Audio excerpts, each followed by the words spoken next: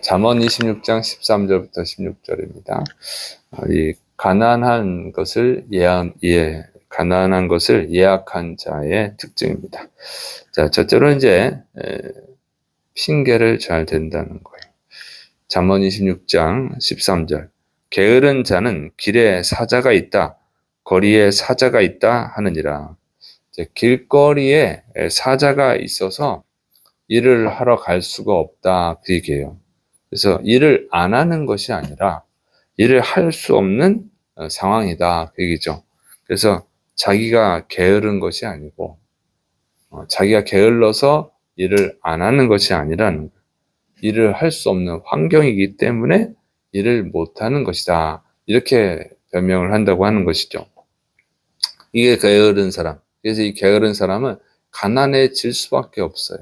가난을 예약한 것이죠. 그런데 이런 길에 사자가 있어서 내가 일을 하러 갈 수 없다, 이 말하는 것을 보면 어떤 사람이 떠오르나요? 한 달란트 맡은 사람이 떠오르죠. 주인이 먼 나라로 가면서 이제 달란트를 각자 맡겨놨어요. 그리고 이제 주인이 다시 돌아와서 내가 맡겨준 달란트를 어떻게 했냐 하니까 2달란트, 5달란트 맡은 사람들은 2달란트로 4달란트를 만들고 5달란트로 10달란트를 만들었습니다, 이렇게 보고를 하는데, 한 달란트 맡은 사람은 어떻게 합니까? 그대로 보관했다가 가져오죠. 그 사람이 뭐라고 그러냐면, 주인을 위해서 일하지 않은 이유가 주인은 무서운 사람이고 손해보는 것을 절대로 싫어하는 사람이기 때문에, 내가 괜히 일을 했다가 이 한 달란트를 잃어버리면 주인에게 큰 손해를 끼치는 것이기 때문에, 내가 이 손해를 안 보기 위해서 주인이 손해보지 않게 하려고 나는 한 달란트를 그대로 땅속에 묻어놨다가 가져왔습니다, 이렇게 대답을 하죠. 이 얘기는 나는 잘한 것은 없지만 그렇다고 잘못한 것은 아니다, 이렇게 얘기하는 거예요. 그게 잘했다는 얘기죠, 자기 나름대로. 그래서 이 주인이 손해를 안 보게 하느라고 그랬다는 거예요. 이게 그 한 달란트 맡은 사람의 말입니다. 말을 들어보면 의도는 좋아 보일 수도 있어요. 좋은 것처럼 보이죠. 나는 주인에게 손해를 안 끼치기 위해서 일을 안 한 것이지, 응? 내가 그 주인에게 손해를 끼치면 어떻게 하겠느냐. 자기 정당화예요, 자기 정당화. 근데 이 주장이 그럴싸하긴 한데, 문제는 그럼 2달란트 맡은 사람, 5달란트 맡은 사람은 손해를 끼치냐면 끼치지 않고, 5달란트 맡은 사람은 10달란트를 만들고 2달란트 맡은 사람은 4달란트를 만들었다는 것이죠. 한 명도 손해를 끼친 사람이 없어요. 그러니까 자기가 손해를 끼칠 수 있기 때문에 안 했다고 하는 것은 그냥 변명이라는 거죠. 별로 가능성이 없는 얘기를 하고 있는 거예요. 길거리에 사자가 있어서 나는 나갈 수가 없다, 그건 맞는 얘기 같지만 다른 사람들은 다 길거리에 돌아다니거든요.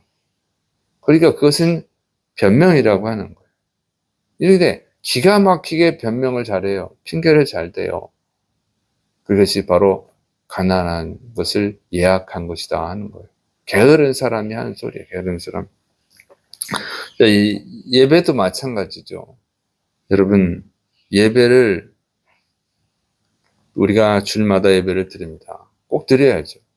하나님께 나와서 예배 드려야 되는데, 그것도 핑계를 대려면 그렇게 해요. 예배를 드릴 수 없는 이유를 만들어내는 거예요. 자기 정당화를 시키는 거죠. 또 전도도 그렇잖아요. 전도하라고 하면 전도 안 하는 분들 있잖아요. 전도할 수 없는 이유를 댑니다. 그것은 영적으로 가난해지는 거예요.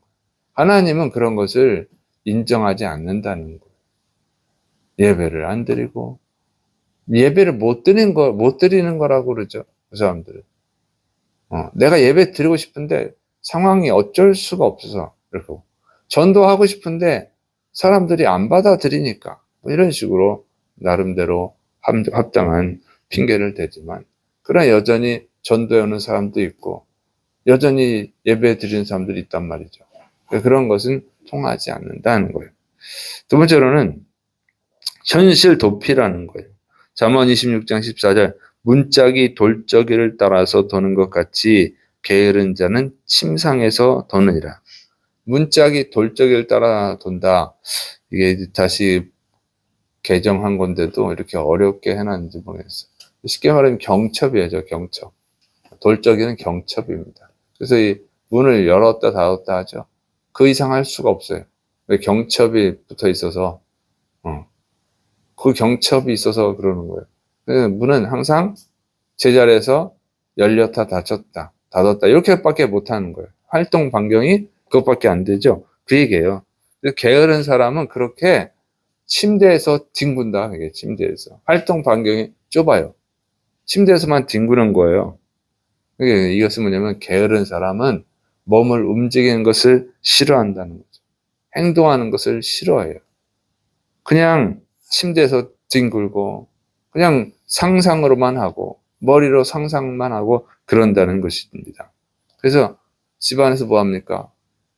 TV나 보고 게임이나 하고 뭐 가는 환경방이야. 집이 아니면 뭐 게임, PC방이든가 이런 식으로 활동 반경이 좁아. 거기서만 왔다 갔다 하는 거야. 그냥 다람쥐 쳇바퀴 돌듯이 그렇게 살아간다는 거죠.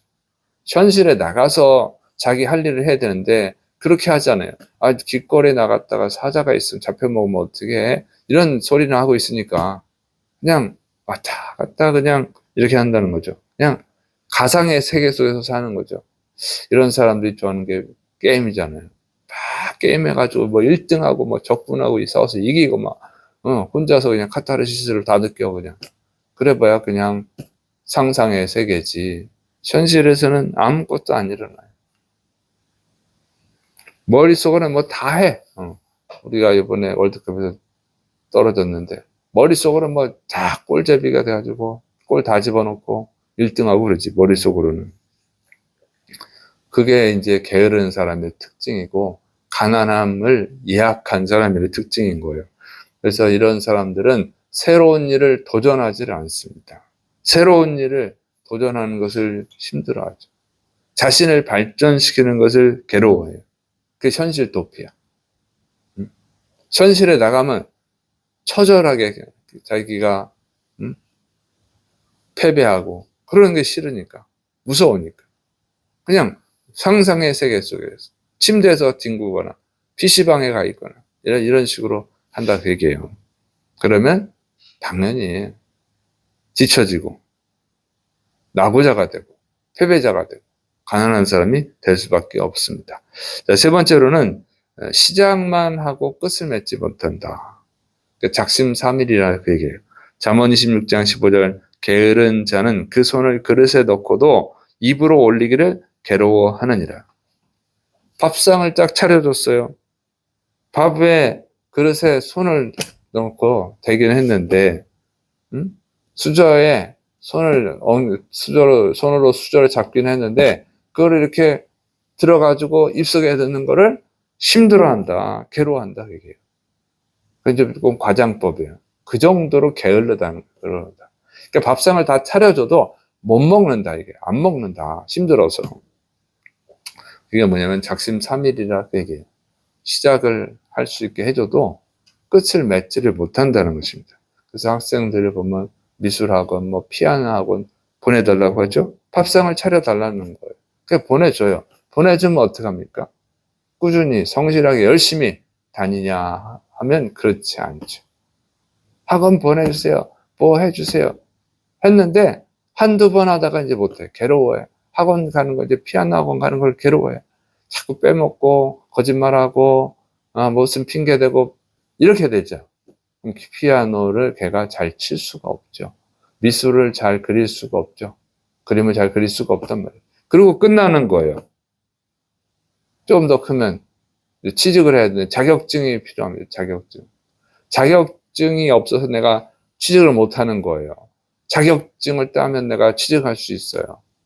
그리고 자격증이 따야 되니까 학원을 또 보내줍니다. 뭐 인터넷에서 끊어줍니다. 그럼 한두 번 공부하도 또 안 해요. 다 차려놔도 밥상을 다 차려놔도 공부를 안 해. 그래가지고 자격증을 못 따. 그 취직을 못 하는 거죠. 또 자격증을 따더라도 회사에 들어갔어요. 회사 들어가면 또 힘들잖아.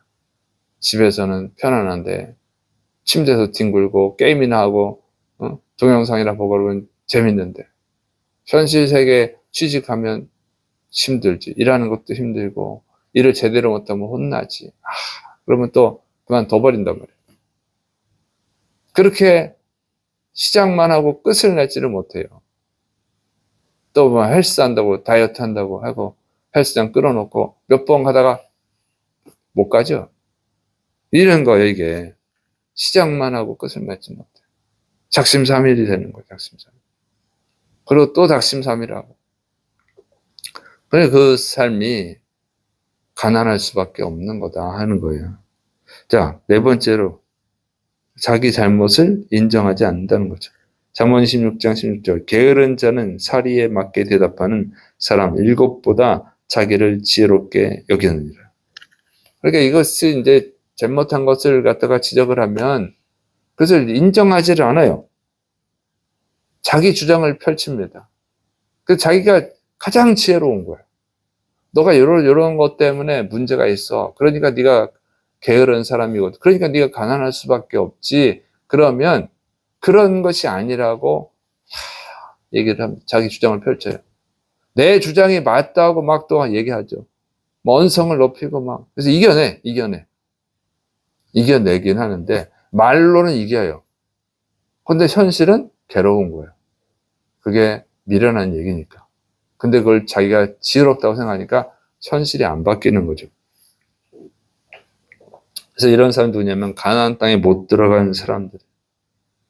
가나안 땅에 못 들어간 이스라엘 백성들. 가나안 땅에 들어가려니까 가나안 땅에 들어갈 수 없는 얘기를 하죠. 가나안 사람도 너무 키가 크고 무기도 너무 강력하고 숫자도 많고 성은 또 너무 잘 지어놔서 방어를 잘하게 만들어 놨고 그러니까 우리가 가나안 땅에 들어갔다 다 죽는다. 우리 처자식 다 죽는다. 노예된다. 이러려고 여기까지 왔냐. 애굽으로 돌아가자. 차라리 광야에서 죽었으면 좋겠다. 자기들이 말이 옳다는 거예요. 하나님이 가나안 땅에 들어가라고 하는데도 자기들이 하나님보다 더 똑똑한 거예요. 하나님의 그 판단이 잘못됐다. 이렇게 우기죠. 그래서 가나안 땅에 못 들어가잖아요. 광야에서 다 죽잖아요. 이게 자기들이 똑똑하다고 생각하는 거예요. 자기들의 이 판단이 옳다는 거죠. 그래가지고 그거 하라고 하면 원망 불평해. 넌 상황도 모르고 사정도 모르고 지금 그런 걸 나한테 하라고 그러냐고 막 이렇게 했는데 결과적으로는 광야에서 죽은 거다. 그 얘기예요. 그게 현실 도피죠. 그게 현실 도피. 그리고 작심삼일을 끝나는 거예요. 그러니까 자기가 안 하는 게 아니라 할 수가 없는 상황이다. 그리고 뭘 해주면 작심삼일로 끝나고. 그리고는 뭐라 그럽니까? 다 이렇게 자기 주장이 옳다고 하는 거예요. 그러니까 절대로 그 사람은 침대에서 벗어날 수가 없어.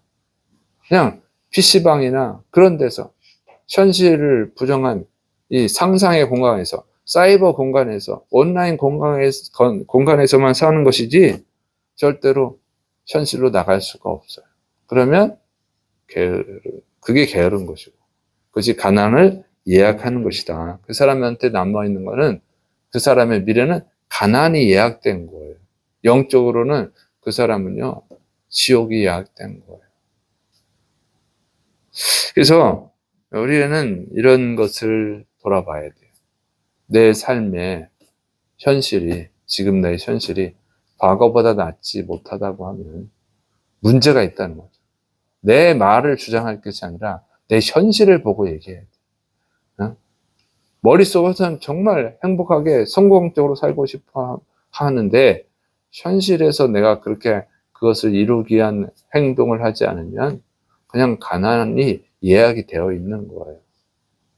머릿속으로는 예수님 잘 믿고 예배 잘 드리고 그러고 있는데 현실은 예배를 안 드리고 그러면 지옥이 예약되어 있는 거예요.